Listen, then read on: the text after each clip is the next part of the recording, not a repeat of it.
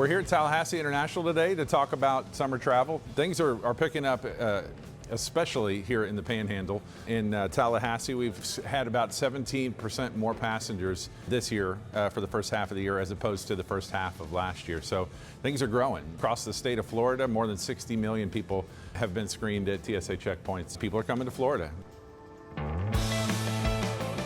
Good morning, my name is Cedric Williams. I work here at the Tallahassee International Airport for TSA.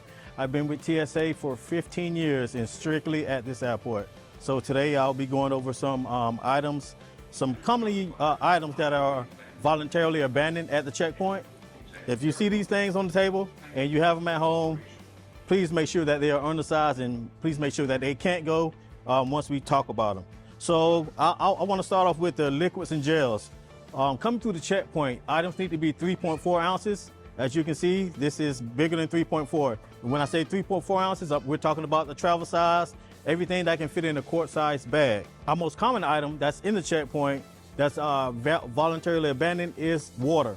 We know it's hot, we know it's summertime, we know you have to hydrate, but please either buy your water outside of the checkpoint or drink your water before you come in.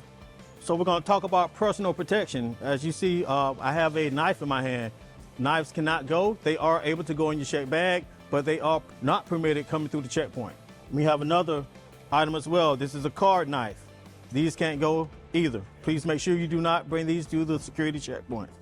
This right here is a torch lighter. Regular lighters are fine to go, but please make sure torch lighters do not come through the checkpoint. You can put them in your check baggage. Mace and pepper spray. Please make sure you do not have mace and pepper spray in your bag. We do know they are for personal protection, but please make sure you leave them in your car or you check them in your check baggage. Brass knuckles. These can't go either. We know that they are used for personal protection, but please leave these in your car or place them in your check baggage. Please do not bring them through the checkpoint. Cubitons as well. Please make sure you don't bring these to the checkpoint. These are not allowed either. Please place these in the check bag or leave them in your car. Bricks. Please make sure you don't bring a brick through the checkpoint. You can always put these in your check bag or please place it in your car. Hatchets. Please place these in your check baggage. Please do not bring these through the security checkpoint. As far as tools are concerned, drills, they're not able to go through the security checkpoint. Please make sure you leave these in your car or please place these in your check bag without the battery attached to it. Military shovels cannot go through the security checkpoint. Please make sure you do not have these in your belonging. If you do have them, please place these in your car before you proceed through the security checkpoint. As far as tools are concerned, your tools have to be 7 inches in length. As you can see, this is bigger than 7 inches. If it's bigger than 7 inches, it can't go through the security checkpoint. You are able to put it in your check baggage. These are also some of the tools that are able to come and some are not. Like I said, if it's under 7 inches, it can go. If it's over 7 inches, it cannot go through the security checkpoint. Firearm pieces. Firearm pieces are not permitted to come through the security checkpoint. You are able to check them in your check baggage or leave them at home or in your car. This is another type magazine. Please make sure you have this in your check baggage or you have it at home, but you do have to declare it if you have it in your check baggage. Firearm replicas, those are not allowed to go through the security checkpoint as well. So please make sure you don't have those in your possession. If you do have them in your possession, before you come through the airport, please make sure you leave them in the car or leave them at home. Bullet replicas, please make sure you leave these at home as well. Even though this is not a live bullet, we still recommend that you leave these items at home. This is a weapon as well. As you can see, this has a double-sided edge on it, so we treat these exactly as we treat knives. So please leave these at home as well. This is a pick, so please leave this at home. If you have mail openers as well, those can't go either. So if you have ice picks, these and mail openers all are in the same category. This is another blunt-like object that can't go because of the way it's made. So if you have something like this that's heavy and have these sharp objects on it, please leave that at home or place it in your check baggage. So in summary, you can have all of these things, but we need you to put them in your check baggage. Do not bring them in a security checkpoint because we're going to give you options, and normally we'll give you the option to take it back to your car. If you can't take it back to your car, we ask you to voluntarily abandon it, or you can put it in your check baggage.